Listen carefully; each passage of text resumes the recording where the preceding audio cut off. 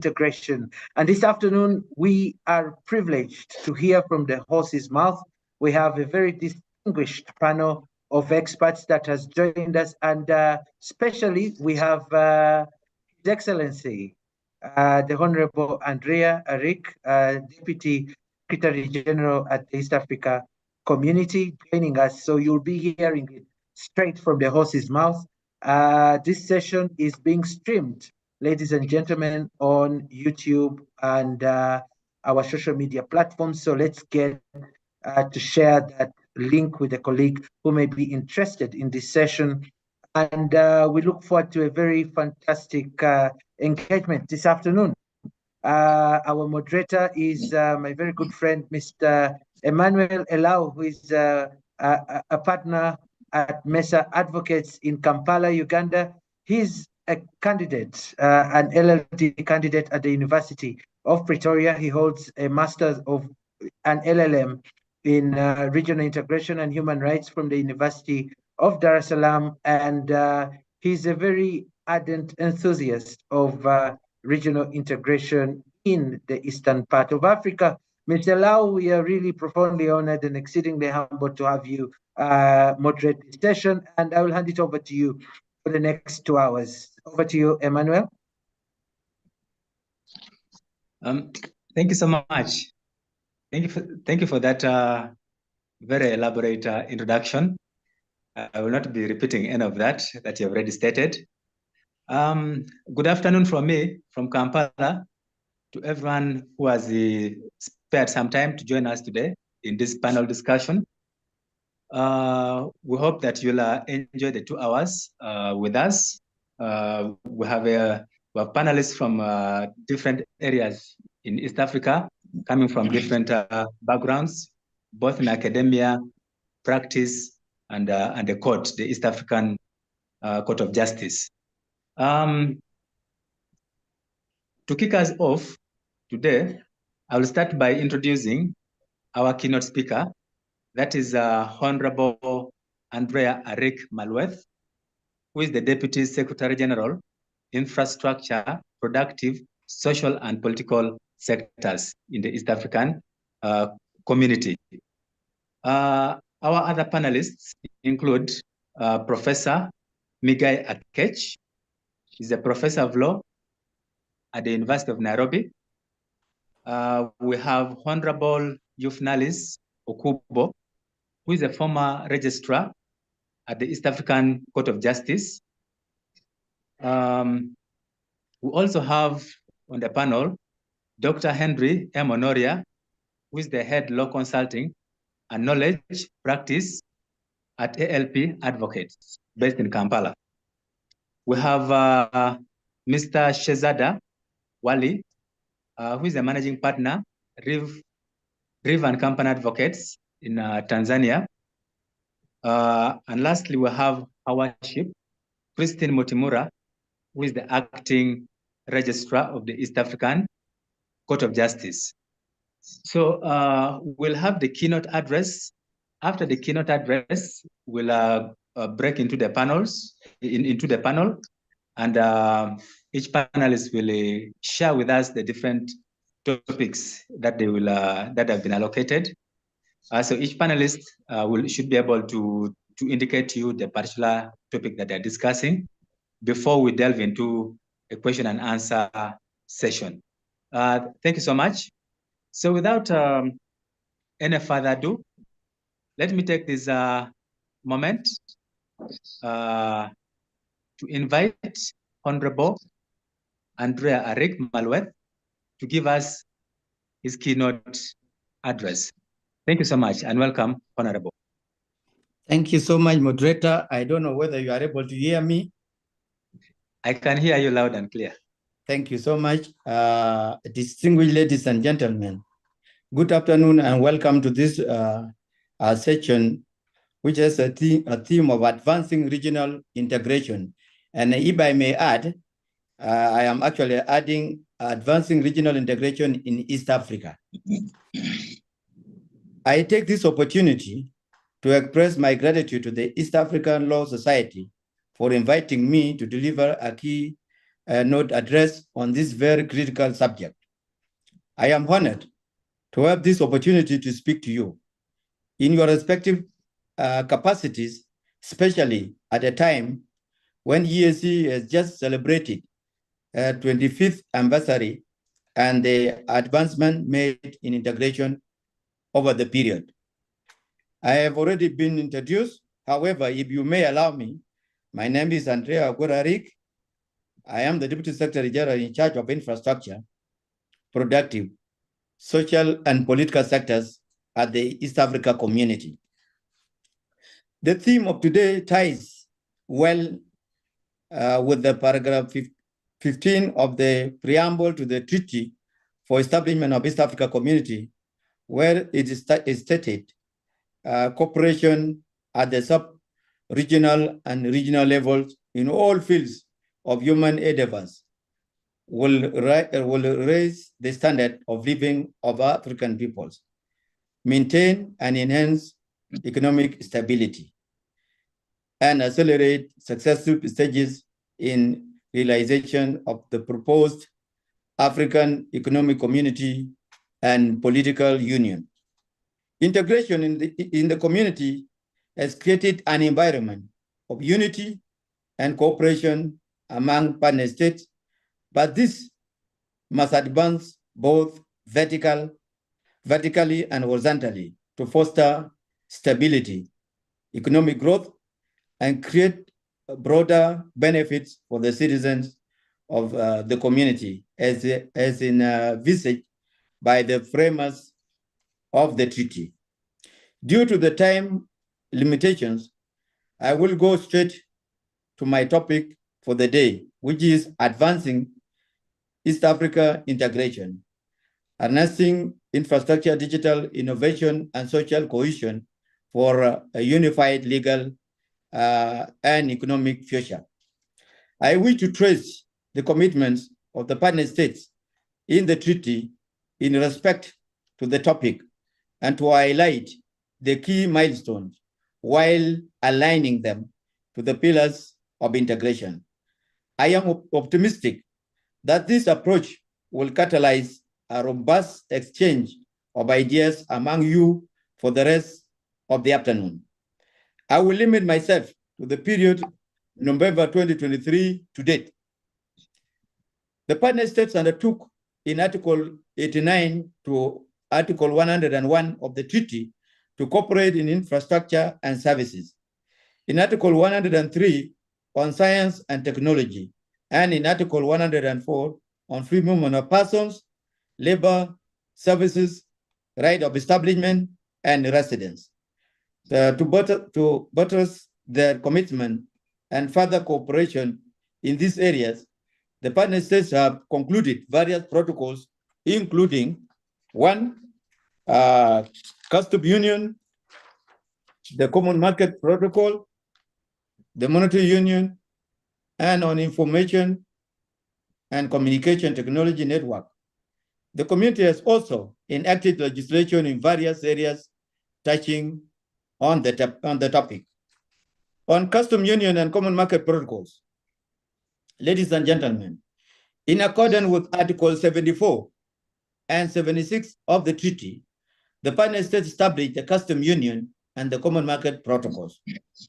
The community has prioritized infrastructural development at the highest levels to facilitate regional integration and economic growth. A robust infrastructural network, both hard and soft, is not only crucial, but plays a fundamental role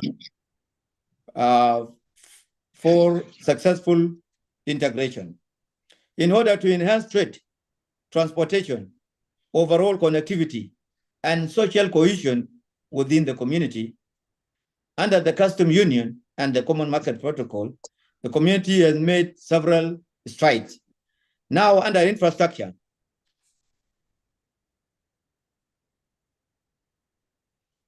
let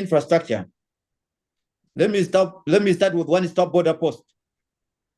In a bid to streamline customs and immigration procedures, reduce clearance time, enhance cross-border trade efficiency, and enhance collaboration between border agencies, the committee has successfully operationalized 16 one-stop border posts across the region. The operationalization of the one-stop border post was preceded by the enactment of the East Africa Community One-Stop Border Post Act. Second one being road infrastructure. The community has also reinforced and expanded the East Africa Trunk Roads network. Currently, 4 multinational road projects are under construction, totaling to 1,012 kilometers, including Malindi, Mombasa, Lunga, Tanga, Bagamoyo Road, which is 445 kilometers in Kenya and Tanzania. Masaka, Matugula Road, which is 60 kilometers in Uganda and Tanzania. Gozi, Womba, Kurudi, Akanyaru Road, which is 176 kilometers in Burundi and Rwanda. And finally, Nyakazi, Kasulu, Monyovo Road, which is 333 kilometers in Tanzania and Burundi. On the railway, the community is committed to an efficient and integrated rail sector to enhance the movement of persons and trade. Currently, 1,120 kilometers of SGR are operational in Kenya and Tanzania, while 1,100 kilometers are under construction in Tanzania. That is Dodoma, Isaka, Kigali, Tabora, Kigoma, and Vanza, Musokati, Sikiman to enhance rail connectivity between Tanzania, Rwanda, and Burundi. 275 kilometers have been launched in Uganda, and 4,000 kilometers are at various stages of preparation. In the Northern Corridor, enhancements and planned extension to Naivasha Kisumu SGR line are in progress. All these efforts seek to enhance rail infrastructure and increase the ease with which to do business in the community. The next sector within infrastructure is airway or airlines transportation. The community continued to spearhead remarkable development in air transport infrastructure to facilitate air travel and boost tourism. Aviation safety and security has been enhanced. International airports have been refurbished and expanded with automated services, and national carrier fleets have been expanded. Several regulations on the sector have been harmonized, and the community has also deployed automated systems such as Common Personnel Examination Organization System, version 3, and Safety Oversight Facilitated Integrated Application. EAC has expanded partner collaboration on accident and incident reporting system. In order to improve the affordability of air transport services, which remains a key priority of the community, the Council of Ministers expediting effort to liberalize air transport within the community and encouraging partner states to join the Single African Air Transport Market, CETA. Harnessing energy. In respect to advancing regional energy integration, a lot of synergies and regional integration initiatives to harness the diverse energy resource across the region have been realized. The community recognized that energy serves as a catalyst for progress and prosperity for all, and that a vibrant regional energy market fosters resilience and ensures sustained economic growth and prosperity for the region. Two key developments are worth citing. One, I think someone called it, someone phone is calling. Participants, are you following me? Moderator. Yes, we are following. I think the phone has been muted. Okay, thank you so much. The Tanzania-Kenya 400 kV interconnection line and a key component of Zambia, the Tanzania-Kenya Power Interconnection Project completed and commissioned in February 2024. The 80 megawatts Rusumo hydropower plant supplying 26.6 megawatts each to the United Republic of Tanzania, the Republic of Burundi, and the Republic of Rwanda, achieving production surplus with 3,070 megawatt against a demand of 1,800 megawatt. On communication, ladies and gentlemen, a strong telecommunication infrastructure is crucial for business and social development. By 2023, 6 out of 8 partner states, namely United Republic of Tanzania, Republic of Burundi, Republic of Kenya, Republic of Uganda, Republic of South Sudan, and Republic of Rwanda, were fully implementing the EAC roaming framework with an enhanced affordability. The incoming voice traffic in the EAC rose to 1.5 billion minutes in 2023 from 1.19 billion minutes in 2022, representing 31% increase. The corresponding figures for outgoing voice traffic are 611.19 billion minutes and 565.04 billion minutes. That is an increase of 8%. Regional digital integration. The community has fostered regional digital integration to form a vital backbone for advancing digital transformation across the region and foster a digital economy. Also, the community operates 36 cross-border optical fiber links, except for the Republic of Kenya and Federal Republic of Somalia. All neighboring partner states are interconnected by at least one optical fiber link. The community is also currently implementing the East Africa Regional Digital Integration Project. Through this project, legal frameworks on data protection and cyber security will be developed, as well as infrastructure for cross-border data sharing. Reduce education and training. In education sector, the community adopted a regional technical and vocational education and training, TVET, qualification framework to harmonize and improve the quality of TVET programs, aligning them with labor market needs. The framework enabled partner states to facilitate mutual recognition of credit transfer modalities for students, teachers, and mobile labor. Provision of increased opportunities for access and better quality education and training services in the region. Furthermore, though the EAC Common Higher Education Area, the community awarded a total of 313 students scholarships distributed among the partner states as follows: Burundi with 42 students, Kenya with 67, Rwanda with 47, South Sudan with 39, Tanzania with 69 students, and Uganda with 49.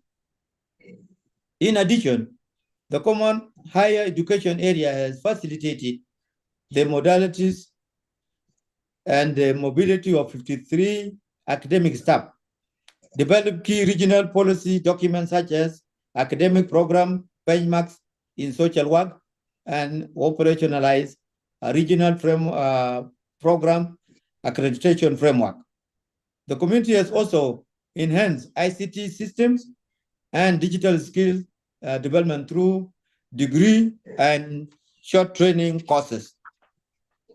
Under the labor migration policy, in order to facilitate implementation of a key component of common market and to regulate the rights of migrant workers, the community adopted the labor migration policy and implementation plan. The policy will facilitate harmonization of laws, protect migrant workers' rights, and enhance the benefit of organized labor migration. Under the Monetary Union, Regional Payment System Master Plan, partner states are making steady progress towards the operationalization of East Africa payment systems. This master plan aims to harmonize legal, regulatory, and oversight framework to facilitate cross-border payments within the East Africa community. The value processed through the East Africa payment system grew significantly to approximately $2 billion in 2023, doubling from less than $1 billion in 2022. However, the uptake of the East Africa payment system remained limited due to its restricted coverage, focusing solely on large volume transactions. On political federation, the Federal Republic of Somalia became a full member of the EAC after officially depositing an instrument of ratification of the Treaty of Accession with the EAC Secretary General on 4th March 2024. To facilitate Somalia's seamless integration, the 45th meeting of the Council of Ministers adopted a roadmap for our integration into the EAC framework, in reinforcing the community governance structures and regional cohesion. Opportunities for the legal fraternity. Ladies and gentlemen, having presented to you the key milestone which provide an indication of the status quo for the period stated, it is important to highlight from the key aspect of the topic the opportunities available for the legal fraternity and the various stakeholders in this meeting. Ladies and gentlemen, as I conclude, I wish to agree with Jeff Buffers when he says there is no alternative to digital transformation. The status quo provides several opportunities for legal fraternity in areas under the topic of discussion. Development of robust policy and legal framework. The community will require to establish a robust policy regulatory framework to support digital innovation specifically and transformation generally. The legal fraternity can engage through East Africa Law Society in activities such as harmonization of legal and policy environment to leverage emerging technologies, making proposals for legislation on ICT, and capacity building to reshape processes, mindsets, and organization culture to adapt to evolving demands for diverse stakeholders in the region. Harnessing opportunities. With the increased infrastructural connectivity in the transport sector, movement has been made easier. Lawyers should embrace the opportunity of traveling quickly and working anywhere in the region. It is now possible to have breakfast in Nairobi, have lunch meeting in Dar es Salaam, and close the day in a working meeting in Kigali, and travel back to Kampala to routine work within a time span of 48 hours. Adoption of Annex 7 of the Common Market Protocol, that is regulation on mutual recognition of academic and professional qualification. The recent adoption by the 24th Summit of the EAC Heads of State of Annex 7 to the Protocol on Establishment of East Africa Community Common Market Protocol has created opportunities for legal practitioners and citizens of the community to share experiences and transfer expertise in the region. New areas for legal advisory services. Legal practitioners can also tap into the vast business opportunities created by providing legal advisory services to newly admitted partner states in reviewing the policy and legal frameworks to align them to the policy and legal framework of the community. Multinationals and other business firms seeking to develop infrastructure, both hard and soft, in regional and industry players. Public interest litigation. With development and advancement in integration, there is likely going to be a surge in public interest litigation. Lawyers can support such initiatives in the region to inform the balance between development and social well-being. In 2019, during the East African Law Society conference, His Excellency President Paul Kagame of Rwanda is quoted to have said, every aspect of integration agenda is ultimately expressed as law. Without relevant legal framework, noble ideas can never be turned into reality. I end the quote. Ladies and gentlemen, your work is well cut out for you. I wish you fruitful deliberation, and I thank you so much for your kind attention. Thank you so much, Honorable Andrea, for that very elaborate discussion around infrastructure. I believe all the members attending this session today have learned quite a lot concerning the developments across the East African community. And most importantly, of course, the stakeholders, the legal stakeholders who are here today. It was good to learn about the various opportunities that exist in the community, public interest litigation, the business opportunities, and the different policies at play. So thank you so much for that wonderful presentation. You had earlier indicated that you'll be running for another engagement. Indeed. So if you have any final remark to give before you go, that is welcome at this point. If there is also none, we'll be glad to excuse you for your next engagement. I don't think whether I have other remarks, but to wish you well, because having listened to the members of the panel that have been read out by you, the moderator, these are people with great experience and knowledge. You will benefit from them. Yes. I wish you well, and I wish the meeting a success. Thank you. Thank you so much. All the best with the rest of your engagements. Thank you. Thank you.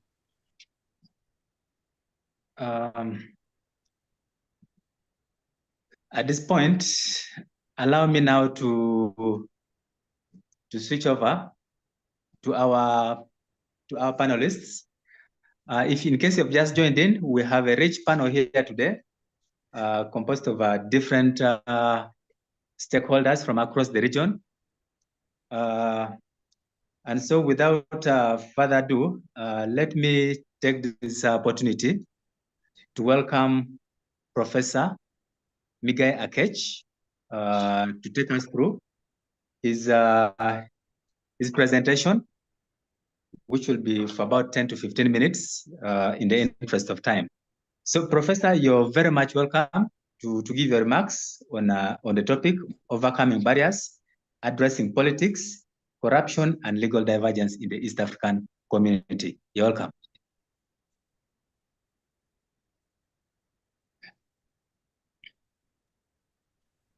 Thank you very much. I thought, I mean, should I use the video or not? The session is being recorded on YouTube as well, so it's preferable that we be live on the camera. All right. Thank you. So I was asked to speak about strategies for mitigating political instability and corruption in East African legal practice. It's a fairly short presentation. And so essentially what I'm noting that if you're looking at the two issues, political instability and corruption, they pose significant challenges to legal practice in the East African community. They undermine the rule of law for one. they erode public trust in legal institutions, for two, and they also create an extremely unpredictable environment for us as legal practitioners, number three. And so what I tried to do was to try and figure out what would be the strategies for addressing these challenges, whether you're looking at it in terms of strengthening legal institutions, harmonizing our diverse legal traditions across the region, including the fact that we are not, our legal systems differ. So now we have countries that have civil law systems like the DRC. And so the question we should be asking ourselves today are what kind of practical approaches would enhance the rule of law and help us to promote a more stable and just legal environment throughout East Africa. And so if you're looking at it from the perspective of legal institutions, the first issue has to do with capacity building from my perspective. I get the sense that we need to invest greatly in training and developing legal professionals in terms of their ethical practices, in terms of anti-corruption measures, and in terms of upholding the rule of law through ongoing education programs. Number two, we need to do more to enhance judicial independence, a subject that I think if you're looking at conversations within the East African law society circles is quite prominent today. And part of what we need to do, some countries are doing it, others haven't quite done enough, is constitutional reform in terms of protecting judges from political interference and providing adequate resources for the effective performance of duties. If you look at the best practices in this respect, judiciaries should be allocated some 4 to 5% of a country's budget. That rarely happens. I think the most part judiciaries get less than 1% of the national budget, so to speak. And then number three, in terms of strengthening legal institutions, we can talk about institutional integrity. The need for robust oversight mechanisms and ethical guidelines to ensure accountability within legal institutions at all levels. And part of that requires harmonizing these guidelines so that we have a uniform approach across the members of the community. What about transparency and accountability? If you're looking at it in terms of how we fight corruption. So if you're looking at our anti-corruption frameworks, what we need to do better is in terms of having frameworks that are robust, that have strict penalties for corrupt practices, and establish strong whistleblower protections to encourage the reporting of corruption. Something that we've been talking about in Kenya, for example, for more than a decade. The idea, for example, of having a law on whistleblower protection is something that we've not been able to achieve in this country. The most we've done is a series of drafts, legislation taken to parliament, but it's never gotten anywhere. So you can imagine the challenges that we will face in terms of trying to say, can we harmonize with whistleblower protection across the community? Another initiative that I think could help us with promoting transparency and accountability has to do with the public, ensuring that the public has better access to legal information. because that will enhance transparency. The idea is that we use technology to enhance access to legal information and court proceedings. We're doing that very well now with law reporting, and I can see this cooperation among the various law reporting agencies in the member states of the community. We need to do more in terms of developing online legal databases, implementing e-filing systems, something that Kenya is spearheading and is working very well. And also something that we haven't quite done yet is to enable the public to be able to track their cases. So that's in terms of transparency and accountability. What about fostering regional cooperation? So there are quite a number of things that we can do, and I'm glad that this was mentioned in the keynote speak. A huge challenge is legal harmonization in terms of ensuring that one, all the member states of the community harmonize their laws that deal with community issues. The only law that I know in this respect, there could be others, but a prominent one is the East African Community Customs Management Act.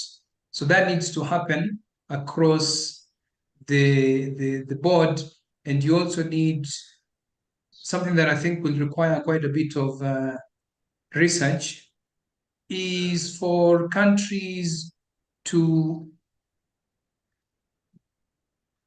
how do I put it, to implement or enact laws, local laws on the East African community. We've not done that. So that would entail auditing essentially all our laws to ensure that they conform to the various treaties and protocols that make up the East African community. So the idea is that we create common legal standards across the community that will reduce inconsistencies, that will also facilitate cross-border legal transactions. Also, which is part of what we're doing here, is enhancing our networking, establishing networks among ourselves so that we're able to share knowledge and best practices. We should be able to have joint training programs to address common legal challenges. As a teacher of the law, for example, what I've noted is, and you'd compare what we do to the European Union. They study European Union law. There's a whole unit just on European Union law. I think you'd struggle, if you go to our law schools, you'd struggle to find that they offer courses on African Union law, for example, now that we're talking about the AFCFTA. So there's quite a bit that we need to do so that we get to understand the community better by studying it. And then, of course, we need to have unified standards, implementing consistent ethical and professional standards across the member states.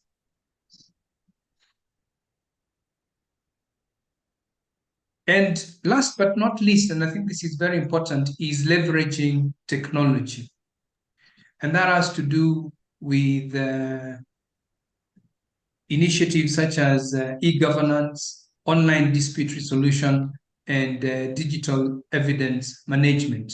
If you're talking about e-governance, like I said, we need to implement digital platforms so that we streamline legal processes, reduce bureaucratic red tape, and enhance accountability through transparent record keeping and automated workflows. Online dispute resolution, we need to work better to promote accessible and efficient alternatives to the traditional court processes. And this would be especially valuable in regions that are affected by political instability, a problem that we continue to experience in the community, where physical access to courts may be limited. And then, of course, developing digital evidence management systems would ensure integrity of legal proceedings and reduce opportunities for tampering or corruption. So there's quite a bit that we can do in terms of using technology to enhance the provision of legal services and the accountability to the users of legal services. Thank you very much.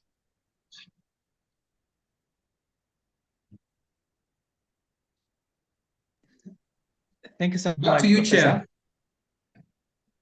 Chair. Thank you so much, Professor, for those very great insights on the topic that you had been assigned.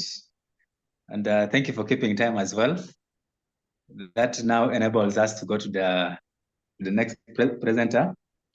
So next, I would like to invite Honorable Euphnallis N. Okubo to give his insights as well around the area of dispute resolution, strengthening regional mechanisms for trade and investment.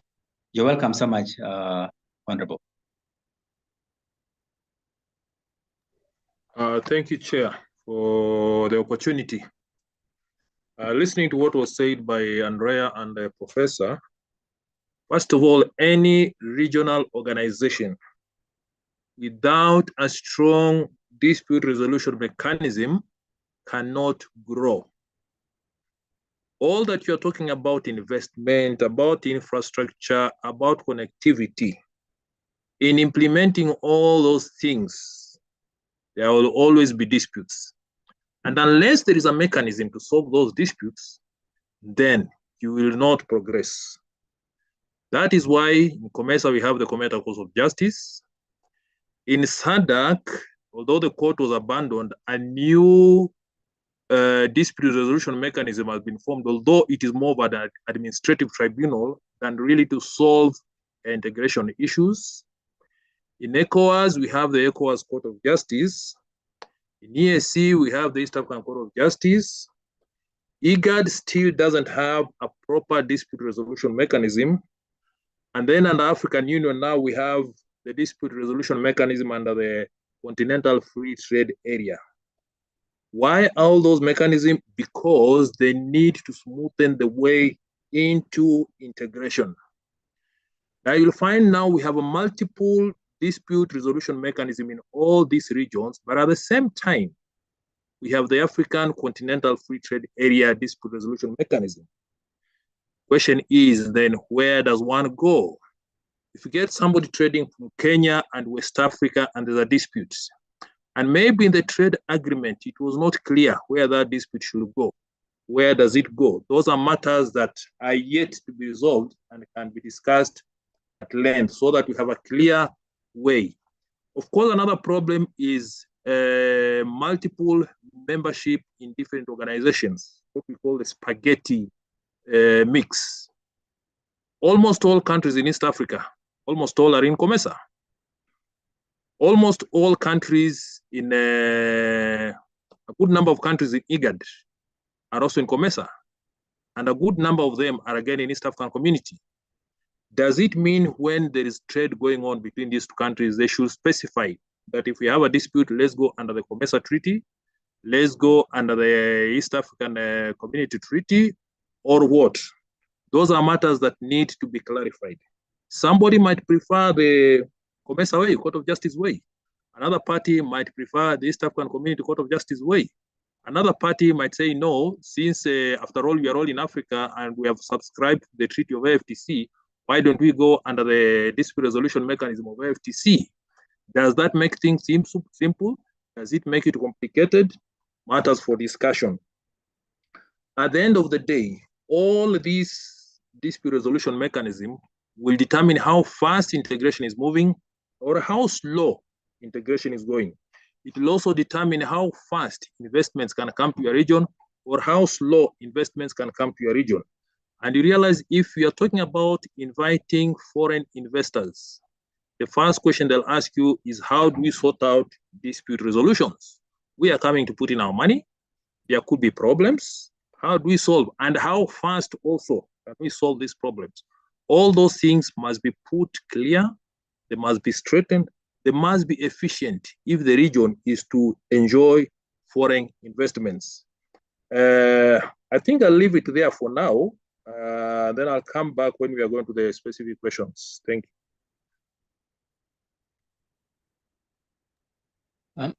Thank you so much for those insights around dispute resolution. Yes, indeed, we'll engage further when we go to the question and answer session.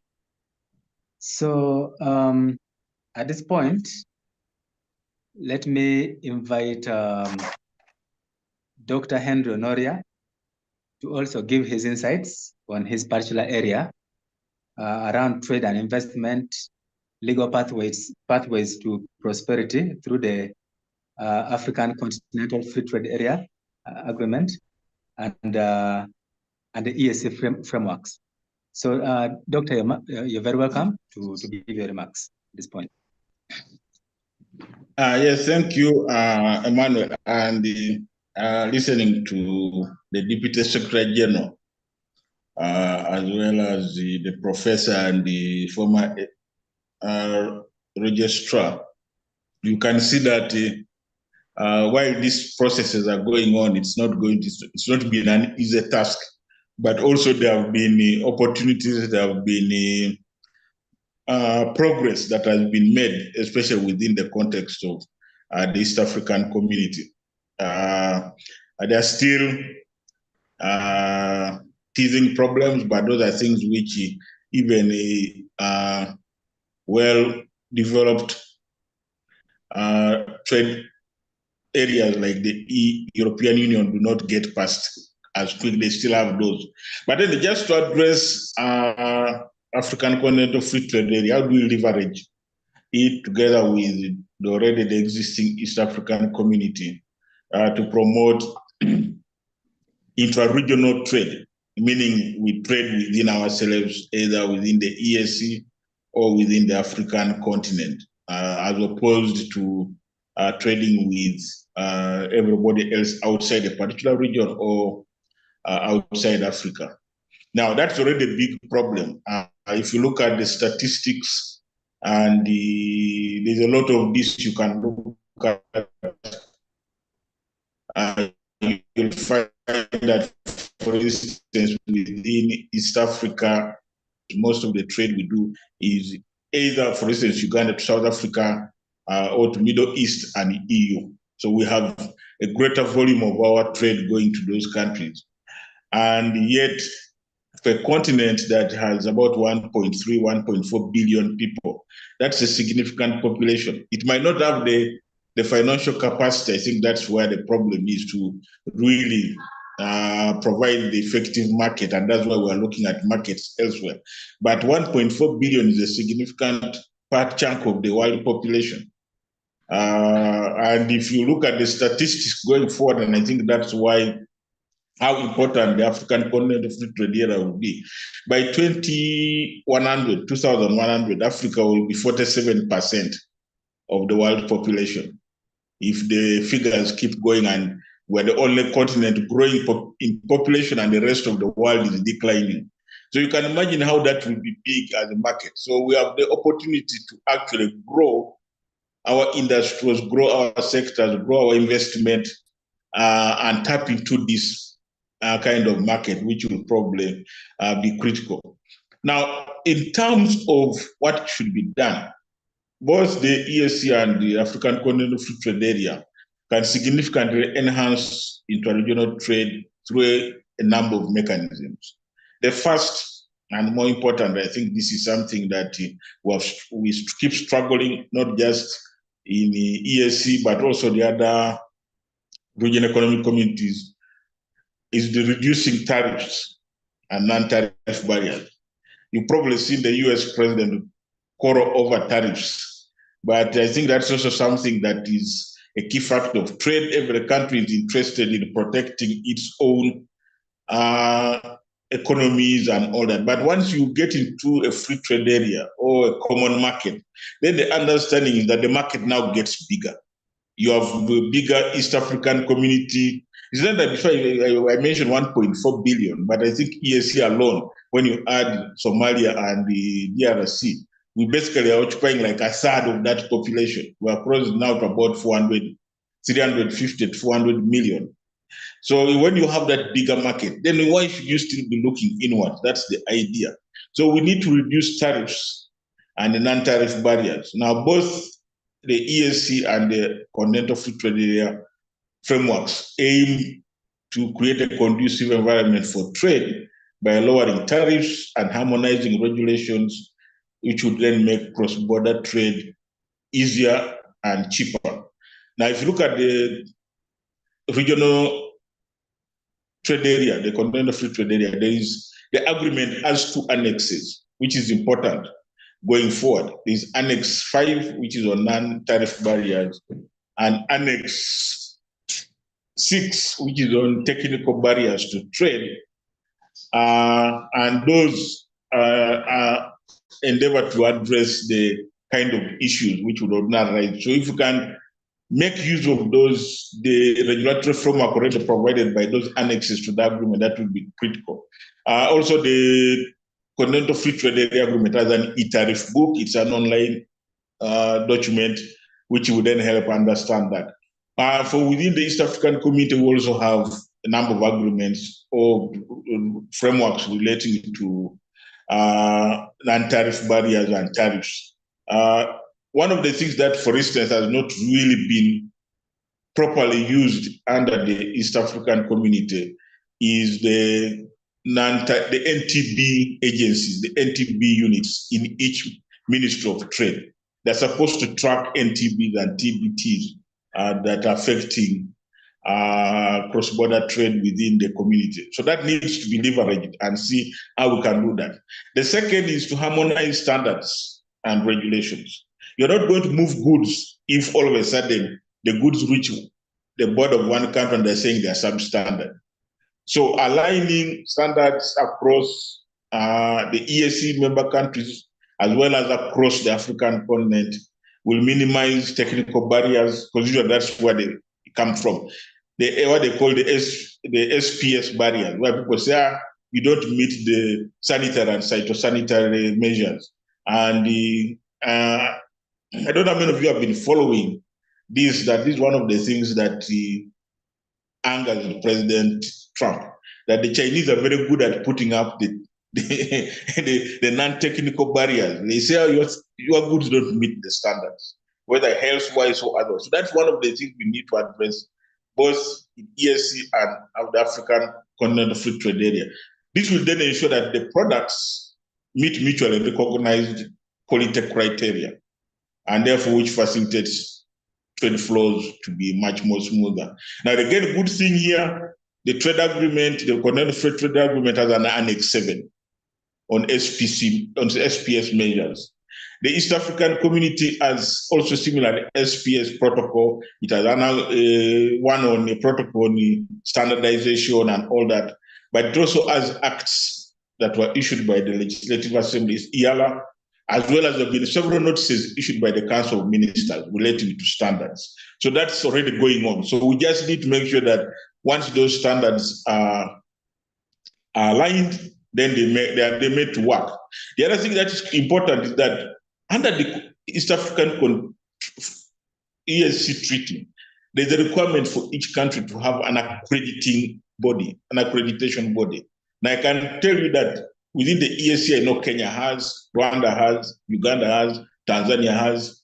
I can probably say about Burundi and South Sudan. Now that's important because those accrediting bodies then provide for the harmonization of standards together with the other regulatory bodies on standards like the UNBS, the Kenya Bureau of Standards and all that. But the accreditation bodies mean that they can accredit that particular goods meet all certain standards.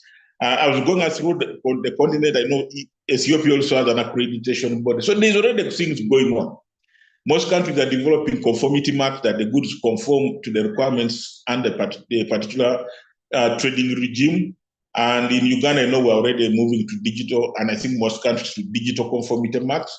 The African Continental Free Trade Area has just issued last year the digital trade protocol.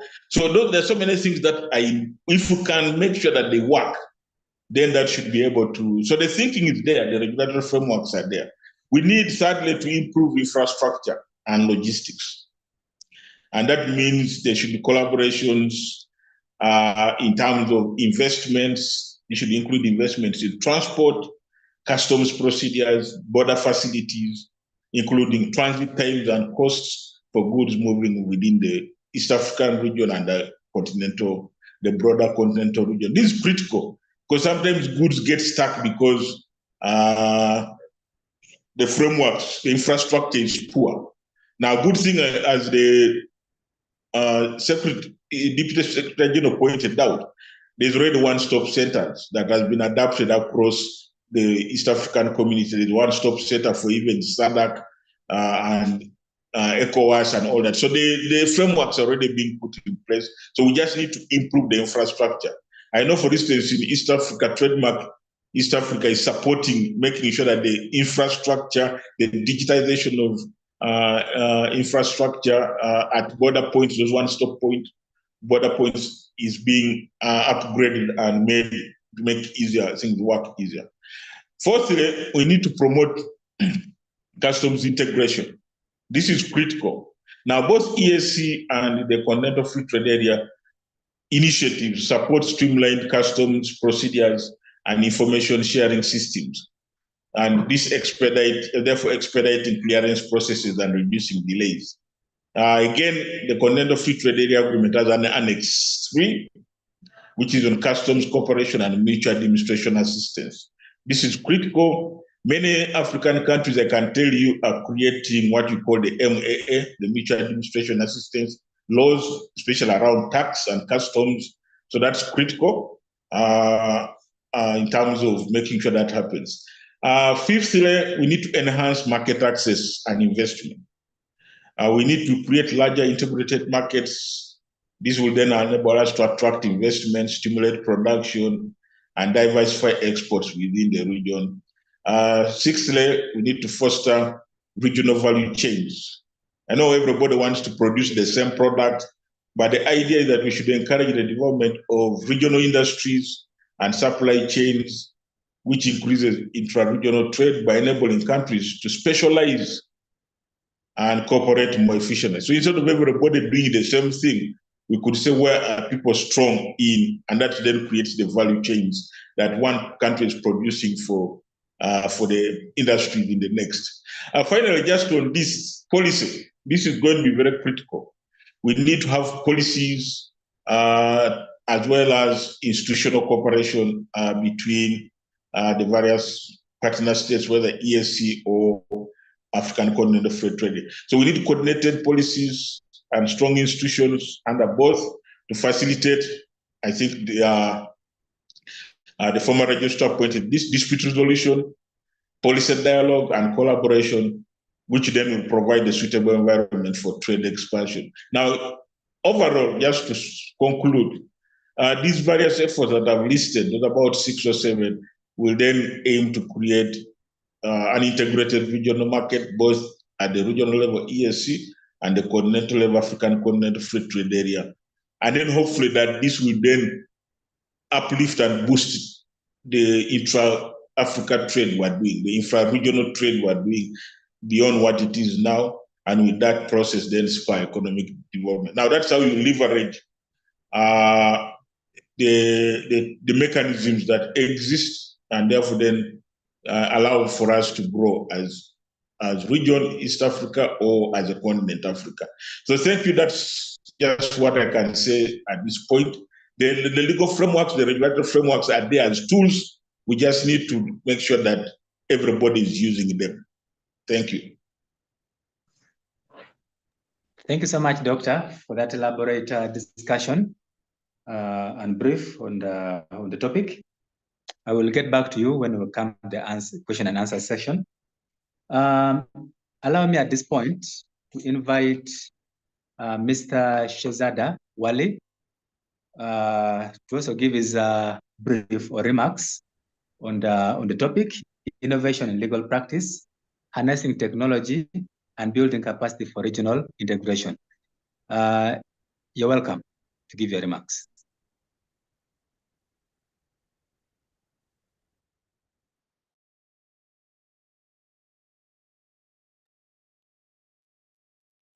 Mr. Shehzad Wali, are you there?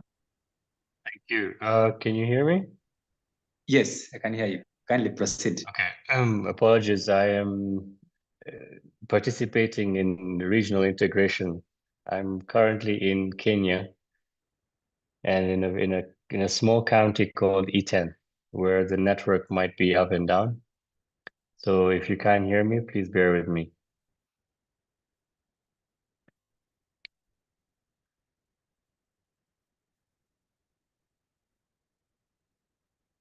Emmanuel, can you hear me? Yes, we Yes, can I hear can you. hear you. Okay, Yes. great. So I had a colleague who told me that he went paperless, and when I went to visit his office and I checked whether he was really now paperless and using technology, I just found that all the paper was just stacked on the side of the table, and his desk was just empty. What I want to try and say is that we need to embrace technology not just by speaking and talking about it, but we actually need to invest in technology. My topic is innovation in legal practice, harnessing technology and building capacity for the regional integration.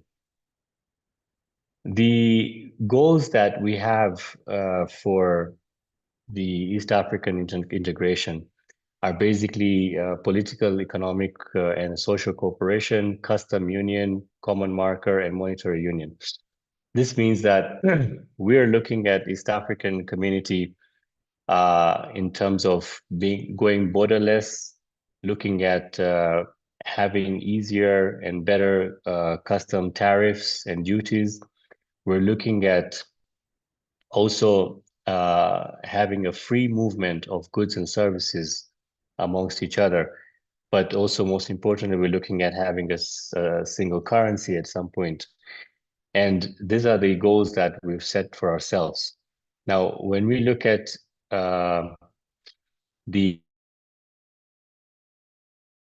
are supposed to be looking at is, first of all, how are we harmonizing our laws to sort of contribute towards the regulatory compliance going forward, which will then help with cross-border advocacy. And once we have cross-border advocacy, that would then facilitate trade and investment. And facilitating trade and investment would, of course, need legal reforms and capacity. Now, achieving all that while we're all in our different countries can only be possible if we embrace technology and innovation. I will not repeat, but most of the East African countries have already started embracing technology and innovation. For example, in Portal, they have legal startups, legal tech startups like Wazi, Wakili CMS, Document and Law Firm. Tanzania has an online registration system for companies.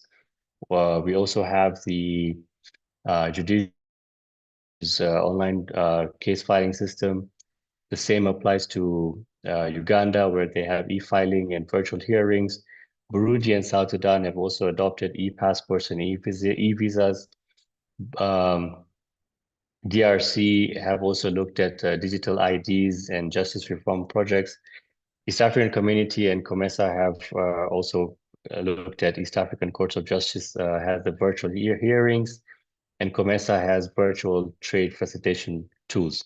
So we can see that technology and innovation is being embraced in East Africa, and of course, also legal entities have been looking at it.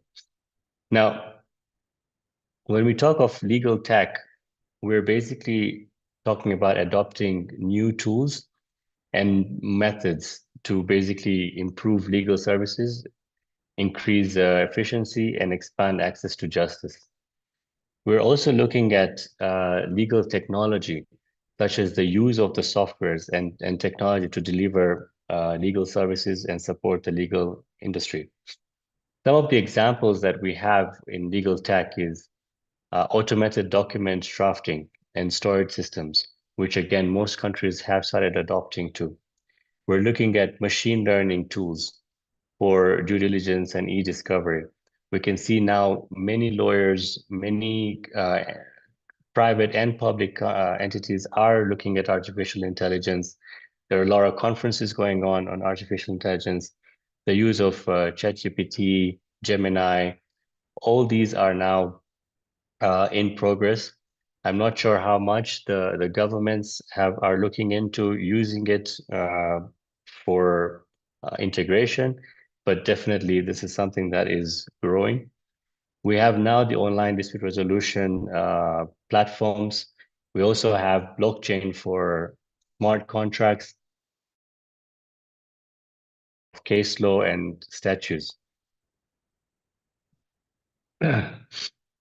When we talk about opportunities from legal technology, we're basically looking at efficiency and cost reduction, improved access, data-driven insights. We're looking at service innovation. We're also looking at how we can harmonize the support system that we have at the moment. However, with opportunities come challenges. One of the challenges that we can see is the digital division among the East African community member states. Each one is applying a different system, a different software, and that could be a challenge. We're looking at regulatory inconsistencies. Most of the East African community member states do not have consistent regulatory systems. Again, harmonizing these would help really. There's a lot of gap on resources and training. Previous speakers spoke a lot about capacity building, and we can see that even our law schools and various other universities need to look into training and also making more resources available. We do have a cultural resistance in terms of some people having a very traditional mindset of how things should be done as compared to how we need to make things happen now. We cannot remain in the old mindset. We cannot remain traditional. In other countries, in Europe, in Dubai, in the US, kids go to school with iPads. They're learning technology from an age of 6, 7. We come to learn technology in universities or sometimes in high school. So we need to try and look at what is happening. Why is there such a gap? We understand that maybe there is an issue with technology should not be accessible to children at a younger age. But those are the same children from other countries that had the access are now dominating markets. We also need to look at cybersecurity risks on how best are we protecting our information, our resources, our data. The following are skills that legal practitioners especially need to acquire, and in terms of harnessing regional integration. Digital literacy, that's number one on the chart. Regional regulatory knowledge. I think we all need to look at what are the laws around us in different regions. The best thing to do is to participate in webinars like this one. Tech tool proficiency. We need to look at which tools actually do increase our efficiency in what we're doing in our law firms, in the judiciary, in various levels of the government. Again, skills in terms of cybersecurity and data privacy. We need lawyers who are not just focusing on other laws or the conventional laws, but we need lawyers to come up and step up in areas such as cybersecurity and data privacy. Again, skills such as ADR and negotiation, mediation, conciliation. This is the future of dispute resolution, is going to be in ADR, mediation, negotiation, and especially online dispute resolution. 2 months ago, I did an ADR international course on online dispute resolution, how AI is used to resolve disputes. And it was just amazing to see how you could actually upload a dispute on ChatGPT, and the AI will analyze it and will even give you what questions to ask, how to react to which party, what party would be more likely to settle. And this is the future. So we need to acquire these skills to move forward. We need to, again, as I said, build capacity strategies. So training and education amongst the regions, regional collaboration in various conferences, various tech abilities, build public-private partnerships as much as we can. There's a lot to learn from the private sector. Again, the government needs to encourage this public-private partnership so that we can learn and embrace different technologies, different innovation, different creativity together. One thing that I've noticed that we need to also do is have enough policies that guide us. A lot of policy support is required. And again, as lawyers present today, this is something that you can come up with. We need to create as many mentorship and innovation labs as we can around the region, in the East African community, Tanzania, Kenya, Uganda, Burundi. We need to come together and build these strategies and build these labs so that we can all work hands-on on this. So pretty much my key takeaway here would be, we need to embrace innovation. We have no choice. The legal practice is growing. Technology and skilled legal workforce is going to be needed. And we need these to be able to have more integration within the regions. But also my call to action to legal professionals on this platform today is, you need to adopt legal tech and pursue continuous learning. Learning has to be continuous. Firms need to invest in technology and training, and governments also need to support policies or come up with more enabling policies which govern technology and innovation. I think for my brief remark, this would be it. I would be open for a Q&A later. Thank you so much for that brief. I think it has touched on a lot of issues, and we'll be happy to have you back during the question and answer session. Lastly, I would like to take this opportunity to invite our worship, Christine Mutemura, to also give her brief remarks before we delve into the question and answer session. So allow me to invite her worship, Christine Mutemura. She'll be giving us some brief on the role that the East African Court of Justice is playing in supporting a unified East Africa, simplifying legal access for integration. You're most welcome, Your Worship. Thank you very much, Alao. So the East African Court of Justice, as the judicial arm of the community, simplifies legal access for integration by providing a regional dispute resolution mechanism, making legal recourse more accessible and efficient for East African citizens and businesses. It does this in several ways, including direct access to the court for certain parties, simplified procedures, and also by providing for advisory and arbitration jurisdictions. Further to this, the ESCJ does not require parties to first exhaust all remedies before filing a reference. And some types of cases can also be brought directly to the ESCJ without going through the national court system. We have sub-registries in our partner states that have been established to facilitate access, and this has been detailed in our ESCJ court manual that can be found on our website. Also important to note is that the court's fees have been abolished, and the purpose of this is basically to enhance accessibility to the services of the court by East African partner states as well as the citizens of East Africa.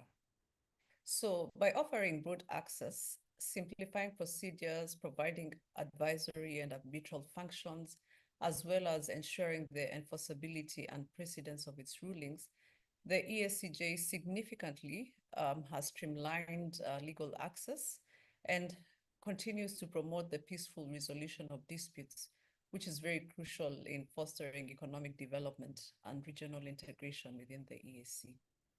Now, looking at the ESC treaty, in Article 5.1, it further provides that the objectives of the community shall be to develop policies and programs aimed at widening and deepening cooperation amongst partner states in political,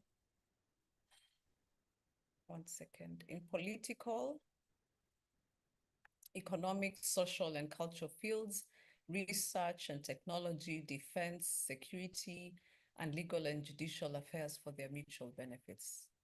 Article 5.2 of the treaty goes on to state that the partner states shall undertake to establish amongst themselves and in accordance with the provisions of the treaty, a customs union, a common market, and subsequently a monetary... Your Worship, I'm sorry to interrupt. There's a concern that you're a bit low. I don't know if maybe if you could increase the volume on your gadget. Thank you.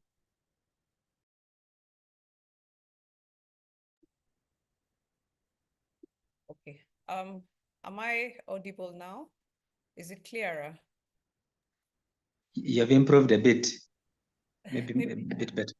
I hope it's not the other gentleman's device because I could hear you. No, oh, you mean on your side? Yes, on our end it is. Yeah. Okay, let me continue, and I'll continue from where I started with regards to the treaty provision in Article 5.1, which states that the objectives of the community shall be to develop policies and programs aimed at widening and deepening cooperation amongst partner states in political, economic, social, and cultural fields, research and technology, defense, security, legal, and judicial affairs for their mutual benefits.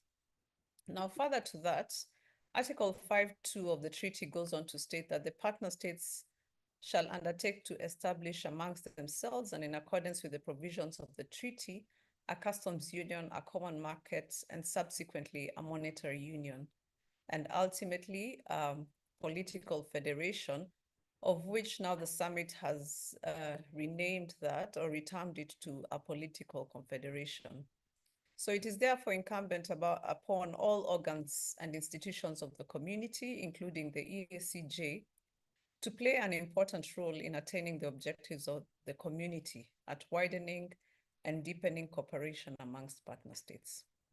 So the court, as the judicial arm of the community, is obliged to promote further integration through interpretation of the treaty. It is important to note that integration was meant to continue incessantly, entailing that any action from other players, and other players could include the Council, the Secretariat, and the Assembly, compels the court to interpret rules of primary and secondary law as boldly and expansively as possible, because no one else is better suited to do so than the court. So the question that we should be asking ourselves now is, has the East African Court of Justice lived up to its role of supporting a unified East Africa? So those are my starting remarks. We have a Q&A session where I hope to be able to further discuss issues concerning the role of the court in harmonizing national laws, the challenges of the courts, especially to its efficiency, and what the proposed reforms could be. And I believe in responding to these questions, I'll also be directly responding to the question as to whether the East African Court of Justice has lived up to its role of supporting a unified East Africa. I look forward to the Q&A session. Thank you. Yes, thank you so much, Your Worship, for that brief. So we are at this juncture, we're done with the first part, which is the remarks. So now we'll proceed with the questions. And at this point, I would like to start with Professor Migai. And the question is, the first question is that how can the East African community shield trade policy, and legal harmonization from political shocks in the region? Professor Migai, you may proceed on that question. You know, I don't think you can shield trade from politics, because trade is fundamentally political. I mean, ask yourself, so who trades across borders? And the people that trade across borders always want favorable policies at the national level. So they'll always lobby governments to ensure that governments have policies that will protect them, for example, from adverse competition or entities in the other countries that threaten their market positions. So I don't think that you can do that. You can manage the politics, which is where I think it's important that in making trade rules, we look beyond the entities that the market players. I think we have to look at the people that are impacted by trade as well. So if you look at it from that viewpoint, then what you're looking for is greater participation by the public in the making of trade policy. And I think this is something that will become more important as we look to become a political union and probably adopt a constitution for the East African community, because so far it's just been about trade. We are at if you're looking at the stages in regional integration, I think we're still at the lowest stages. So there's still a long way to go there. But certainly, you need to, for there to be recognizing that trade is politics, you need for there to be better public participation and accountability in the making of trade policy. I would answer that question that way. Okay, thank you so much. It seems politics is something which is on many people's minds, especially looking at the situation across the region with currently Rwanda and the DRC, and then also recently we had an issue between Tanzania. Of course, the issue of overlapping memberships was mentioned. We have Tanzania closing its borders to its neighboring states recently. I think that's under SADC. So I think politics is really an issue which is disturbing many people's minds.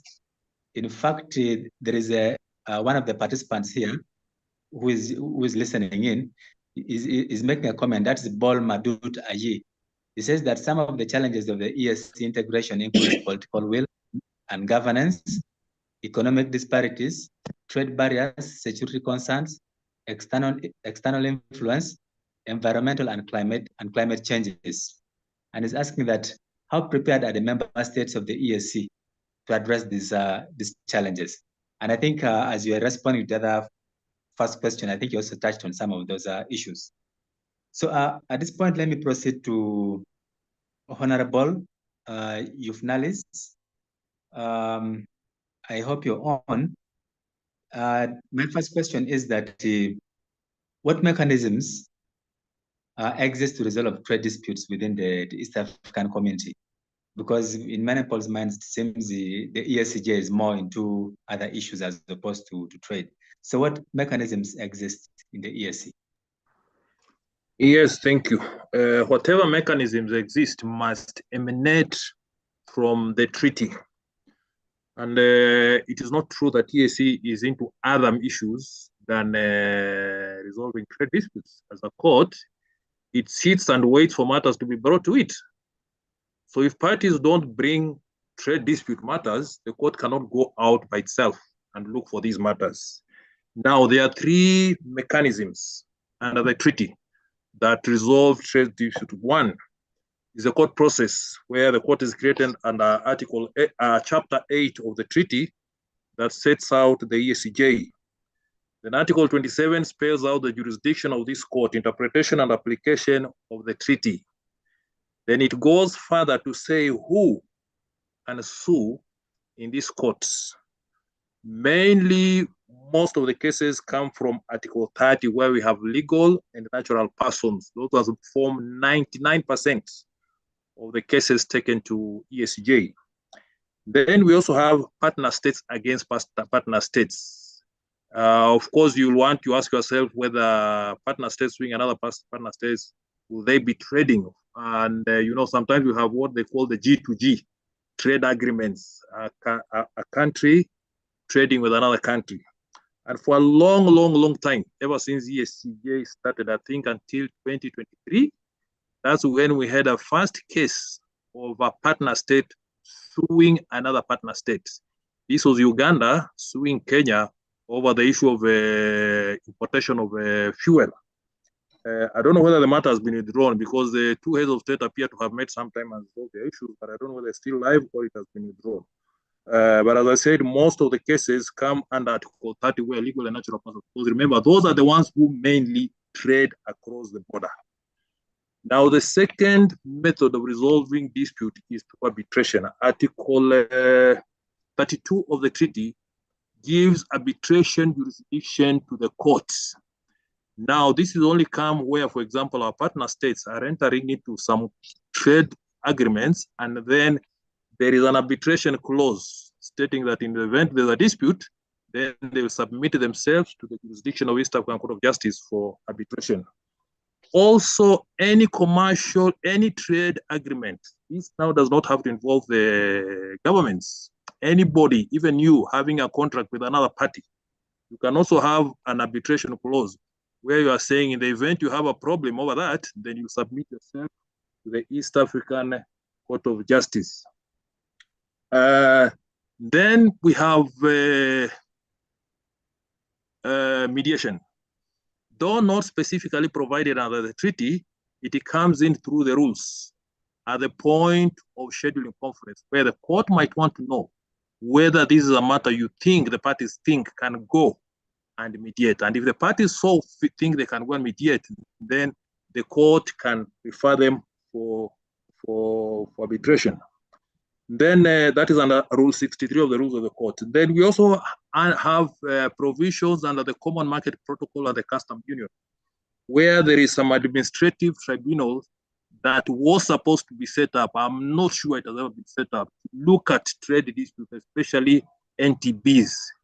Last time I checked, I think there was a lot of complaint that these tribunals have never been set up. They are therefore not operative and therefore not helping. In any case, being an administrative tribunal, then it will still have to be supervised by ESCJ, which is a court, whatever decisions it takes. So those are the three methods under the treaty that deals with the trade dispute resolutions. And as I said further, you realize most business people or traders don't like rushing to courts. So they'll try and sort out their matters first. If they fail, that is why they'll go to court. Now, when you see less trade matters in court, that could be one reason. Second reason, of course, is the limitation period. As these business people are discussing, they get caught up with the limitation period of 60 days.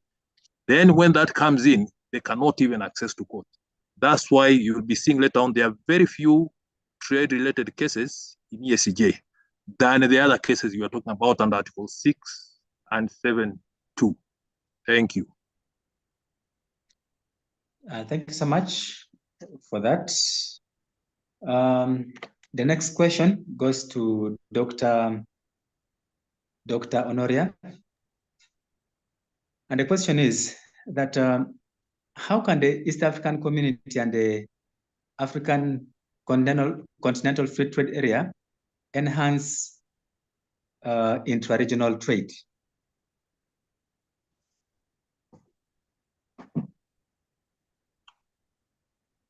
Yes, Doctor. Yes, sorry, I'd forgotten to unmute. I was saying there's a lot that can be done. I've already touched on some of these, and I think the easiest way for both the regional economic community, that's the EAC, as well as the continental free trade area, to really enhance trade is to do a number of things. First, to establish integrated policy framework. I've already touched on this. There's a need for them to develop comprehensive policies that address across the board in terms of what needs to be done in terms of trade, to align it with the investment promotion, to align it with the everything else that goes along with the trade. Secondly, I think the other thing that needs to be done is to strengthen the institutions. You can already see from what the registrar pointed out, the fact that you have institutions that were set up for dispute settlement, and a good number of them are not working yet. The good thing for traders, and I think this is one of the things that has been enabled by, like in the East African community, by the East African Customs Management Act, that if there are disputes relating to customs, then there's a framework for resolving these. And a good number, most of the countries have adopted the measures to ensure that the first call on the commissioners for commissioners for customs as the first point to handle those customs disputes is in place. That the national courts are also taking up customs-related disputes that end up before the national courts. So probably beyond what the registrar pointed out about trying to resolve the disputes, most traders and business people would try to engage the national agencies, especially the customs side of it, if it's a customs-related dispute, to try to resolve that dispute. Because some of this might come from classification of goods. Maybe someone is not happy with the HC code, and in effect, the tax element that comes from classifying those particular goods or reclassification. Number of cases you'll find, for instance, is it raw tobacco, is it processed tobacco, those kind of things. So those ones are always quickly resolved. And the good thing, the courts have also played a role in that. So if we can strengthen the institutional frameworks, one of the things which is in the common market is what is called the Committee for Trade Disputes. Unfortunately, you can imagine that this is what the registrar was pointing out. That committee has never been set up. And yet the committee that should largely tackle the non-tariff barriers. So once those institutions begin, which you have put in place under treaty, regulatory, legal frameworks, are not functional, then you end up having those weaknesses. So to strengthen that, you need to strengthen the institutional frameworks. And then you have to harmonize regulatory and legal frameworks. I think in the EAC, we've been talking about harmonization for a long time. We've been talking about harmonizing. You and most of us who are on this call, on this webinar, lawyers, we've been talking about harmonizing cross-border legal practice. And that is something that has not really happened. And that means that you harmonize this across every sector for which trading services, trading goods, and the movement of capital is going to be critical. The other thing I just want to touch on is coordinating what I would probably call cross-sectoral policy dialogue to promote it. I noticed that even just when you look at Uganda, you have a policy on, say, renewable energy as part of environment and climate change. So most people would quickly think, okay, renewable energy, that's Ministry of Energy. But the question is, where is that renewable energy being deployed? In Africa, East Africa, it's likely going to be deployed in a sector that contributes to the largest GDP, that's agriculture. Because we need to have solar-powered processors, solar-powered refrigeration and all that for. But also then you realize that in order to ensure that there's maximum use of renewable energy, including solar and all that, then the taxes have to come down. So you engage in Ministry of Energy, I mean, Ministry of Finance, but also this is industry. So you end up, so the idea is that as we do trade in East Africa, and as well as the African Continental Free Trade Area, there's need for these various agencies to have sort of cross-pollinate each other and to have a coordinated effort towards policies, towards regulatory frameworks that feed into one another, so that one sector is supporting whatever regulations are being made in one sector feed into other sectors as well. So that you just don't make a law that addresses one sector and doesn't really then impact on the other. So there's that need for regular communication and collaboration among stakeholders from, among others, trade, industry, agriculture, infrastructure, finance, good others that will then support the value chain development. And then ultimately, I think, just to touch on this capacity building and awareness, how much of what's happening in the EAC and what is happening in African trade area is something that the traders, the business people are aware of. A good thing the African Continental Free Trade Area has been trying to push for capacity building trainings on the agreement. We have done a lot of trainings and a lot has been done on the EAC. I think there's, and you are beneficiary, I think, Emmanuel, of the LLM in the East African Community in Dar es Salaam. But we need to do more to move beyond even just the educational side of it, but also really to get traders, get businessmen, get industry sectors to understand the benefits of these frameworks, because then they're the ones who will utilize them. And once they're more capacitated to understand digital trade, to understand the payment system under the African Continental Free Trade Area, it's much easier for them to navigate and handle trade using the relevant frameworks. Thank you. Yes, thank you so much for that elaborate discussion on the question. Next, we're moving on to Mr. Shezada Wali. And the question is, allow me jump to the second question, because I think it's very important.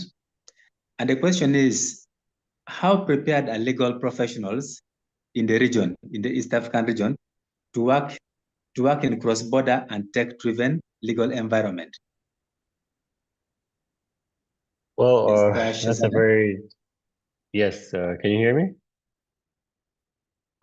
Yes, I can hear you. Okay. I think that's a very difficult question, to be very honest, because the tools are being provided. I think a lot of training has been done, a lot of capacity building is being done. In my opinion, I think I have probably spoken in not less than 10 webinars when it comes to ELS and TLS as well, and even physical trainings on preparing the legal professions in terms of on tech. But when you talk about cross-border as well, I think the readiness varies. Larger firms, for example, in Dar es Salaam, Nairobi, and Kampala, are already engaging in cross-border transactions. And they're very familiar with regional instruments, such as the East African Community Common Market Protocol, the COMESA competition regulations. However, the small and mid-sized firms still lack exposure to cross-border frameworks and also the digital tools required to navigate them. So for example, platforms like AfriLegal and training initiatives by East Africa Law Society are helping bridge the gap by offering tech training, regional integration courses, and also AI-focused legal education. So I would say the larger firms are taking a lot of advantage of this, but the small and the mid-sized firms lack exposure, and they need to step up and do more trainings, and also probably seek for mentorships and talk to those who are already there into how they can now take the advantage of working in cross-border and tech-driven legal environments. Okay. Thank you so much. Indeed, it's a difficult question, because I think it's something that also has huge financial implications for many law firms, and so it's understandable that the bigger firms will be more inclined to do this because they do more trade across, as opposed to the smaller firms that are concentrating locally. Yeah. So thank you. At this juncture, let me invite our worship Christine Mutemura to assist us with this question. And the question is, what role has the East African Court of Justice played in harmonizing the national laws amongst member states? You're welcome. Thank you. The East African Court of Justice's jurisprudence, developed through its rulings, contributes to the harmonization of laws by providing a consistent understanding and application of the EAC Treaty. Allow me to highlight two important cases that underscore the role of the ESCJ in harmonizing national laws in the partner states. In application number 9 of 2020, arising from reference number 13 of 2020, Kio Limited versus the AG of the Republic of Kenya. In this matter, the court issued an injunction in a matter challenging a provision in the Kenyan law on excise duty. Following this injunction, the state, which is the Republic of Kenya, accordingly amended the law governing excise duty before this matter could go forward to hearing. In another matter, which is the Burundi Journalists Union versus the AG of the Republic of Burundi, the Journalists Union challenged, among other restrictions in the press law of Burundi, the prohibition of dissemination of information relating to the currency or that could harm the credit of the state and national economy, offensive articles, or reports regarding public or private persons. In considering this matter, the court determined that parts of the law did not conform to the EAC Treaty, and as such, the press law did not meet the expectations of Article 6D and 7.2 of the treaty. The court's decision in this matter was a demonstration of its resolve to harmonize the standards of good governance in the region, resulting in the harmonization of laws. However, beyond the harmonization of national laws, the court has also greatly contributed to the harmonization of jurisprudence, as was demonstrated in the Anyang' Nyong'o case, where the court determined a matter challenging the nomination of Kenyan representatives to the East African Legislative Assembly on the basis that the election rules used by the Kenya National Assembly were inconsistent with Article 50 of the EAC Treaty and did not constitute a valid election. In this matter, the court issued an order restraining Kenya's nominees to Yala from taking their seats until a determination that their assembly had been done in compliance with the treaty.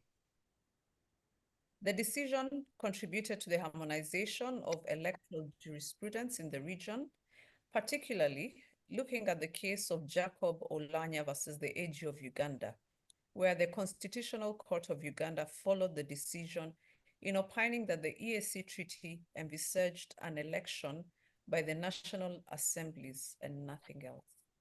Thank you very much. Yes, thanks so much for that. I just have a short follow-up question from David Kuria.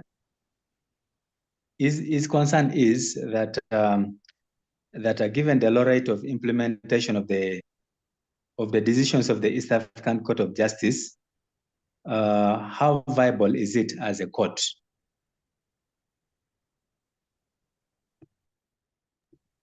Thank you. And I was hoping to respond to this question with the responses that I have prepared to the questions that will be coming up. Because yes, I think yes. those questions, I talk about the effectiveness of the court, what the challenges are, and proposed reforms. So I am hoping that responding to those, I'll be able to respond to David Kuria's question. Okay. Okay. Thank you so much. Fellow panelists and other participants in this webinar, I think time is not on our side anymore. We have about 10 minutes to the top of the hour to 4 p.m. So I think in the interest of time, we may not ask any further questions. However, allow me invite each one of you just to sort of take a minute to give us your closing remarks or recollection or take home from this webinar that we have had this afternoon. So if I may, let me start with Professor Migai Akech.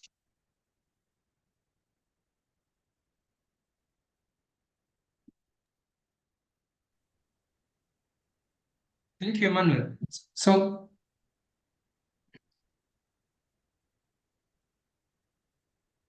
it's clear. I think we can all see clearly that we need Africa has to integrate and do so quickly. In fact, I think the member states of the East African community are taking way too long to make sure that there is meaningful integration.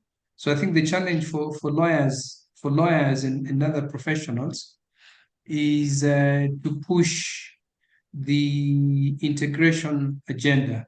When you talk to the business community, there's quite a bit of skepticism that the FCFTA, for example, is an initiative that they'll want to be a part of. Of course, if you're looking at it from the perspective of the EAC being Africa's most successful integration scheme, then we are on a good path. But certainly, I think that as professionals, we can do much more, whether it's in terms of forums such as this, or in terms of talking to the people that the citizens that do business, so that there is better enthusiasm for regional integration. Thank you. Thank you so much, Professor.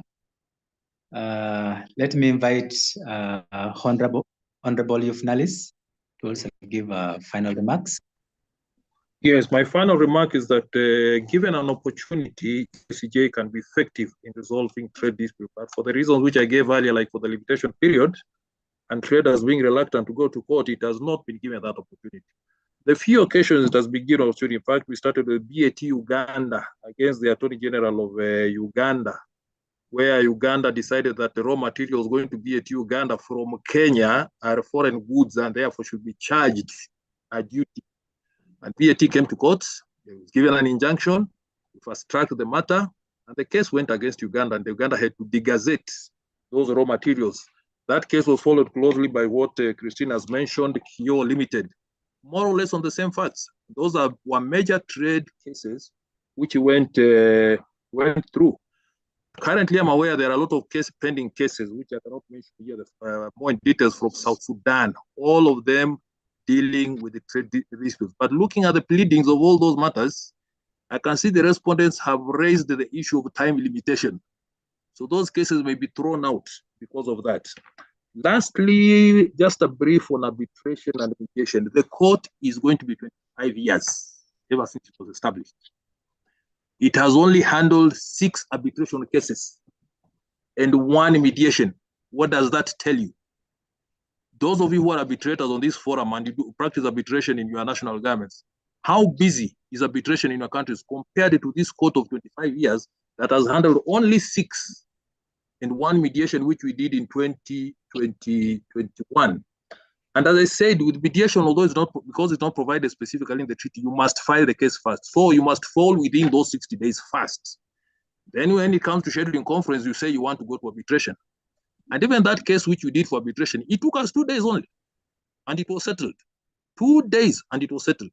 Yet some matters stay there and stay there and stay there. Now, arbitration has not peaked because of structural issues. The rules of arbitration of ESCJ don't encourage parties to take the arbitration matters there because it says the judges converted themselves into arbitrators. Every time I've sworn in a bunch of new judges, we find that out of 5, maybe only 1 is an arbitrator, trained an arbitrator. So we have to start training these judges to become qualified arbitrators before they can even handle these matters. And training them means passing exams. By the time they are passing exams, their time is almost ending. They are leaving the court. That is resource gone. So certain structural adjustments need to be done to the rules of the court if arbitration and mediation is going to be encouraged in the courts. It is something, and I even said it in a meeting we had in Kigali, that changing the rules don't require amendment of the treaty. Judges need to sit and amend these rules. It is very simple as that. I don't know why it is dragging and it's taking so long. Otherwise, this will continue not giving a very good name to the courts. Facilities are free at ESCJ. Arbitration, you pay a one-off payment filing fee. You don't pay the arbitrators. Why will somebody not want to use it? Because the rules are not clear. You know very well that after an award has been given, you have a leeway. You can even go and set it aside. So in ESCJ, if the arbitration has been done by the judges there and you want to set it aside, where do you go? The rules don't provide that you can go to ESCJ. In any case, like right now, in the first instance division, there are only 5 judges. If 3 judges hear your arbitration and you want to appeal to set aside that, will you go back before those same judges in the first instance division? So those are structural issues that need to be cleared out if we are to improve dispute resolution using arbitration and mediation under ESCJ. Thank you. Thank you so much for that insightful conclusion. Next, let me invite Dr. Henry Onoria to also give a few closing remarks. Yes, thank you, Emmanuel. Just to remarks on how we leverage African Continental Free Trade Area and ESC framework. I just want to touch on an area that often we speak a lot to, and which governments and other trade experts speak to, that's trade facilitation. The idea that there must be ways in which to facilitate trade and therefore enable the regulatory and the frameworks to really work. Now, good thing under the African Continental Free Trade Area, there's an annex on trade facilitation, that's Annex 4. And what probably needs to be done is to ensure that whatever has been listed in that annex are things that especially the governments and the African Continental Free Trade Secretariat are going to take on board seriously in doing this. Right now, there is the Guided Trade Initiative, which has now accumulated close to about 30 or 40 plus of the African states. This is like a test framework to see how goods are traded under the African Continental Free Trade Area. The first effort to move goods from, I think, was it Kenya to Ghana, took 3 months. That showed you that there was a lot more that needed to be done. If goods are going to take 3 months to move from one part of Africa to the other, that was not going to be very, very useful as a test. But the fact that 30 plus countries have joined the Guided Trade Initiative is good. Now, just to touch on what we need to do as part of this process is to align investment incentives to sector goals. This is going to be critical because one of the things that's going to position whatever trade, whether it's goods, trade in services, and everything else, is to make sure that investment comes in. So what are we doing as partner states in the EAC and in the African Continental Free Trade Area to encourage investment? The AFCFTA also has an investment protocol. So this needs to be aligned to the critical sectors that are in Africa that are of regional and developmental importance. Now, Africa, because it is largely agro-based, we probably going to continue to build on our agro-processing sector. But one of the things that also we need to grow is the percentage of our services sector. Countries like Korea, Singapore didn't grow because they haven't grown to the mega powerhouses they are because they are doing agriculture. Agriculture is actually barely 10% of what they do. Services sector is 75%. So we need to do that in Africa to target sectors which are of critical importance. I'm not saying we ignore agriculture, but that's where we have significant minerals. So we need to make sure that the minerals policy, the minerals exploitation of those natural resources is in such a manner that encourages investment. Then we need to implement a regional joint program, particularly the coordinate projects that integrate trade expansion with sector-specific development initiatives, such as things which we are pushing across in Africa, like industrial parks, we're pushing infrastructure corridors. I don't know how many of you have looked at the planned infrastructure corridors to connect the whole of Africa. It's a very interesting one. There's one for air. There's supposed to be a network for encouraging air travel across Africa, agro-processing zones. So all these very unique projects and programs. Africa has embraced the concept of free zones and free ports. That's something we need to do because that's where now we are being export-oriented, making sure that Africa can grow things to export within the African Continental Free Trade Area as the key market that we are targeting. And finally, we need to build data and monitoring systems. That becomes very critical that the data platforms need to be integrated. There should be monitoring tools to track the impact of policies across sectors, and therefore then enable us to look at the evidence based on that data, the evidence-based, and therefore do measurements and adjustments based on those, that evidence based on the data, and then it helps us to reduce policy overlap and contradictions. I think that's what's going to be critical. The tools, as I said, the regulatory framework has been set in the EAC treaty, the various protocols, the acts, the directives, same thing with the African Continental Free Trade Area, were built from the agreement, the annexes, to now we're doing protocols, and we're likely to move further. I think most African regional economic communities are already doing commitments on trade in services. So the framework is there. We just need, as someone pointed out, the political will, the readiness to really put in the work, the readiness to observe. Because this is what we have done is what is called a rules-based system for trade. We need to follow the rules. We need to make sure the rules work. And once that is in place, as I said, the African Continental Free Trade Area might become an envy of most free trade areas in the next 15, 20 years if we get it right. Thank you. Thank you so much, Doctor, for that elaborate conclusion as well. I don't know whether Mr. Shehzad Awal is still here. He had earlier intimated to me about the laptop. Mr. Shehzad, are you still online?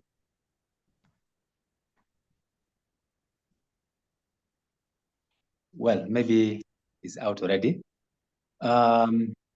Lastly, let me invite her worship, Christine Mutimura, to also give us concluding remarks. You're most welcome. Thank you. In concluding, I think it's important that I share in place for the court to effectively undertake its mandate and serve EAC and its citizens better. And I appreciate the submissions that have been made by Honorable Kubo on the need to amend EACJ rules of procedure, purposes of handling structural issues on arbitration. I'd also like to propose that there is need for the amendment of our rules for purposes of enabling a single judge to handle urgent matters. And the same rules should be able to provide for grounds that would fall under the category of urgent matters. And the reason why I'm saying this is that the court has been seized with a number of urgent matters, mainly human rights matters. And because of lack of such a provision, you find that the necessary measures that need to be undertaken, especially by the court, to prevent any further breach of individuals' rights have not been possible. So with the amendment to provide for this, we will be able to see the court undertaking its mandate more effectively. There's also the issue of implementation of decisions of the courts. The ESCJ is charged with, among others, ensuring compliance. There's need for the amendment of the rules of procedure to see that the rules provide for a mechanism for the ESCJ effectively monitor compliance of its decisions.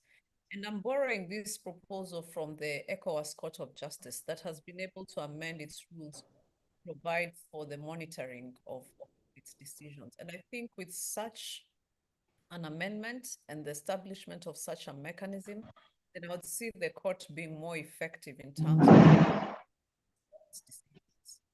One other key issue is the issue of appointment of judges to the Court of Justice. And we see that the quality of judges greatly determines the kind of that made by the East African Court of Justice. And it is from these decisions that I believe the court will be able to, or will be seen to be effectively undertaking its mandate in terms of serving East Africans and the partner states, especially when it comes to rights. So I believe it's important that due consideration is given to the establishment of an EAC ad hoc Judicial Service Commission, the appointment of judges. And this is because partner states have been able to apply whatever process they have in their partner states to nominate their judges. So you find that this is also affecting the kind of judges we are receiving in the East African Court of Justice. So with that harmonized system of appointment of judges or nomination through an ad hoc, an EAC ad hoc Judicial Service Commission, I believe we'll be able to get better quality of judges at the ESCJ. It's also important that as a court, we harness our ongoing collaboration with other courts as well as institutions. For example, there are initiatives that are ongoing between courts to provide for staff of the courts with opportunities for experience sharing with a view of improving the court's operations. Clearly, there are staff that are performing better in terms of their output, and this could basically be kind of staff experiences they have or systems that have been established, particularly concerning staff of those particular courts. And we believe that through these initiatives and the exchange programs, then the court will be able to improve its operations. There are also initiatives currently ongoing between the ESCJ and ELS. We saw the launch of the ESCJ Bar Bench Forum that was aimed at enhancing the effectiveness of the court. And we really laud the ELS for really heading this initiative. However, I believe it's to not only institutionalize this forum, but also find ways of ensuring that the decisions, the recommendations of this forum are fully implemented through the respective structures of the institutions. There was an initiative that was also undertaken for conducting studies on the or monitoring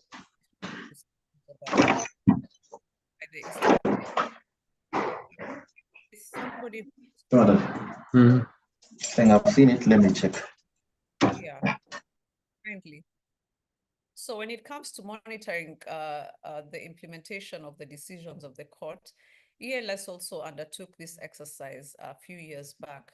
So the proposal that I'm making is that we undertake at least a biannual study on the implementation of the decisions of the court, because at this particular period, it's much easier to get quick feedback, but also to be able to establish the right modes of improving implementation from the court. So when we have a prolonged period of time between the different studies undertaken, that also presents a challenge for us. So I think it is important that this monitoring is undertaken at least on a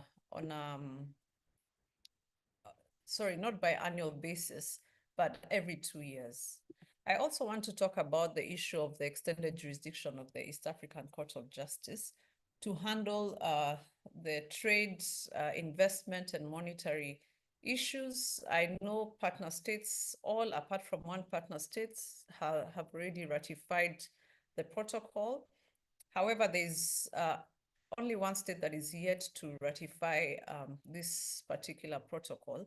And I think if we worked together with civil society, the East African Law Society, the different platforms, private sector platforms, then we'd be able to also influence the partner state that is yet to ratify this protocol to ensure that this protocol is fully ratified and the court would have extended jurisdiction on these particular matters. With regards to the human rights matters, there's also a need to extend the jurisdiction of the ESCJ to handle human rights matters, as this would allow for an orderly way for the ESCJ to interpret and apply the ESC Treaty on human rights issues.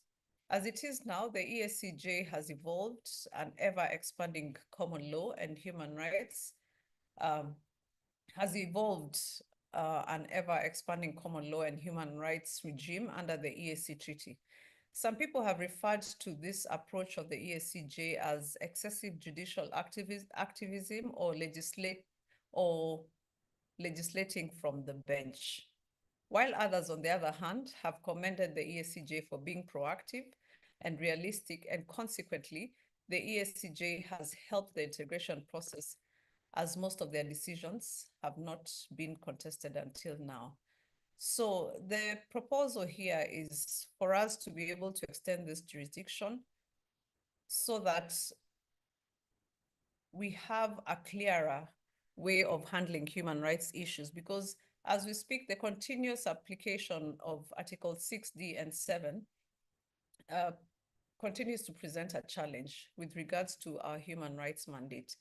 Although the judges in their understanding and their decisions have found that these two provisions are sufficient in respect to interpreting or deciding matters of a human rights nature, extending the jurisdiction of the court to handle human rights matters would actually make the court more effective in handling these matters. And the hope is that eventually there would be a decision by the summit allowing for such an extended jurisdiction of the court on these matters. The other reforms is also to see how we can find an alternative financing mechanism for the East African Court of Justice. There's been talk of an ESCJ fund, and I think that is a laudable proposal, which needs to be studied further, because as it is now, the court continues to be affected by the delayed or non-disbursement of funds by partner states. And as we see, the result of this is that many of our court sessions have been called off, and our case backlog is currently at over 300 cases. So with that, that is my submission and my closing remarks for this panel discussion. Thank you very much. Yes, thank you so much for that elaborate discussion as well. Coming from inside the court, I think that is very, very insightful, and I believe our other people on this platform today have learned a lot, especially to do with the areas of reform and improvement. So thank you so much.